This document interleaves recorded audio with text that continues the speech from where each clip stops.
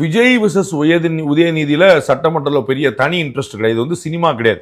இவர் ஒரு நட்சத்திரம், அவர் ஒரு நட்சத்திரம், ரெண்டு பேரும் சேர்ந்து வராங்க. விஜயுடைய ஒரு படத்துல வந்து விஜய் சேதுபதி நடிச்சிருப்பாரு வில்லனா, அது படம் பேர் மாஸ்டரா, அதுல வந்து அந்த மாதிரி வந்து ஒரு ஹீரோ இன்னொரு ஹீரோ, திரு உதயநிதியும் ஹீரோவா நடிச்சிருக்கிறாரு, திரு விஜய் வந்து ஹீரோ. அப்போ வந்து அவங்க ரெண்டு பேரும் வந்திருக்காங்க அப்படிங்கிற அந்த மாதிரி சினிமா காட்சிகள் கிடையாது. திரு உதயநிதி அவர்களும் ப்ரிப்பேர் பண்ணிட்டு வர போறாரு, திரு விஜய் அவர்களும் ப்ரிப்பேர் பண்ணிட்டு வர போறாரு. எதிர்கட்சி தலைவருக்கும் ஆள் இருக்கு சொல்றதுக்கு, முதலமைச்சருக்கும் ஆள் இருக்கு சொல்றதுக்கு, அதனால அப்படிதான் வந்து நிக்க போறாங்க. இப்ப இது வந்து அடுத்த தலைமுறை வந்துருச்சு அப்படின்னு நிறைய பேர் வந்து சந்தோஷப்படுறாங்க. நெக்ஸ்ட் ஜெனரேஷன் பாலிடிக்ஸ் வந்து ஆரம்பிச்சிருச்சுன்னு நம்ம புரிந்து கொள்ள வேண்டியது, அங்கேயே நேரு இருக்கிறாருங்கிற பாக்குறோம், அங்கேயே ஏவேவல் இருக்கிறாருங்கிற பாக்குறோம், இந்த பக்கம் திரு செங்கோட்டையன் இருக்கிறாரு. சோ வந்து அதுக்கு முந்தைய தலைமுறை இருக்கத்தான் செய்யுது, அதுல வந்து மறுத்து இருக்குல்ல.